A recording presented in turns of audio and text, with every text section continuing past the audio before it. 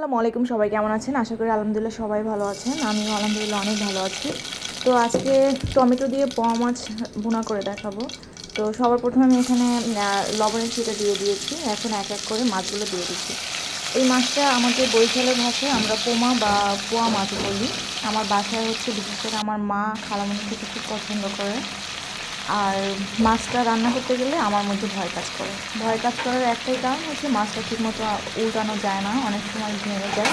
তো দেখা যাক আজকে ঠিকঠাক মতো উল্টাতে পারি কি না। তো এই মাছটাকে হালকা আমি লবণ দিয়ে ছিটা দিয়ে নিয়েছি যাতে ঠিকঠাক মতো উল্টায়, বাট দেখা যাক একটু না একটু হলেও ভেঙে যাবে, আমি শিওর। হ্যাঁ, তাই হয়েছে, যা মনে করেছি তাই হয়েছে। হালকা একটু ভাঙলো, ভেঙে গেছে। মাছটা খুবই নরম হয়।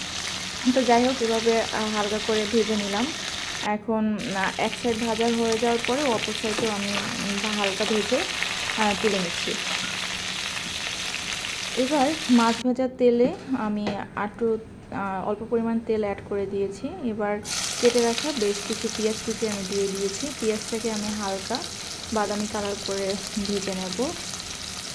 তো এই মাছটা রান্না করতে গেলেও কিন্তু বেশি লাড়া যাবে না, তাহলে কিন্তু ভেঙে যায়। তো আমি খুব সাবধানে মাছটা যখনই রান্না করি তখন খুব সাবধানে রান্না করার চেষ্টা করি। আর এখন দিয়ে দিচ্ছি হাফ টেবিল চামচ আদা বাটা আর রসুন বাটাটা দিয়ে দিলাম। এবার পেঁয়াজের সাথে রসুন এবং আদা বাটাটাকে হালকা আমি আর কি নেড়ে নিচ্ছি। তো এখানে আমি আর জিরার বাটাটা দিইনি। এখন আমি গুঁড়া মশলা দিয়ে দিলাম। এখানে হাফ টেবিল চামচ মরিচের গুঁড়ো দিয়ে দিলাম। আর দিয়ে দেবো একটু টেস্টের জন্য ধনিয়া গুঁড়ো দিয়ে দেবো। আর এখানে হাতে বানানো জিরের গুঁড়োটা দিয়ে দেবো। ভাজা জিরের গুঁড়োটা এখানে দিয়েছি আমি, যেহেতু বাটা ছিল না তাই ভাজা জিরের গুঁড়োটা ছিল তাই দিয়ে দিলাম। আর এখন দিয়ে দিলাম হাফ টেবিল চামচের মতো হলুদের গুঁড়ো। তো হলুদের গুঁড়ো দেওয়ার পরে এবার পরিমাণ মতো লবণ দিয়ে দিলাম। এবার মশলাটাকে আমি একটু হালকা মিক্স করে নিলাম। মশলা কষানোর জন্য এবার ফাইনালি আমি দিয়ে দেবো পরিমাণ মতো পানি দিয়ে দেবো। আর এই মাছের রান্না করার জন্য কিন্তু আমি একসাথে পানিটা ব্যবহার করব। পরবর্তীতে আমি খুব কম পানি ব্যবহার করব। তো এখন দেখুন, যখন মশলাটা ফাইনালি ফুটে উঠবে তখন আমি ভেজে রাখা মাছটা দিয়ে দেবো। মাছটা দেওয়ার পরে কিন্তু আর আমি কোনো নাড়া দেব না। তো এক এক করে মাছ দিয়ে দিলাম। এবার বেশ কিছু টমেটো দিয়ে দেবো, পাকা টমেটো। আর এই মাছটা আমার কাছে পাকা টমেটো দিয়ে ভুনা করলে বেশি টেস্ট পাওয়া যায়।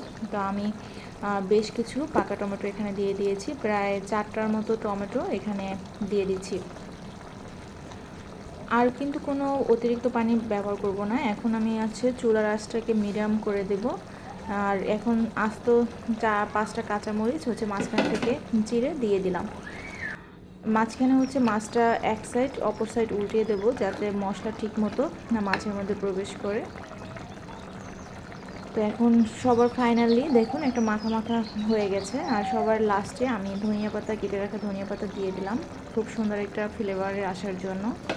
তো আমি খুব সিম্পলভাবে এই মাছের রেসিপিটা তৈরি করি। দেখুন ফাইনাল লুকটা একেবারে মাখা মাখা হয়েছে, টমেটোগুলো সেদ্ধ হয়ে এসেছে। আর কম পানি দিয়ে মাছটা রান্না করতে পারলে বেশি টেস্ট হয়।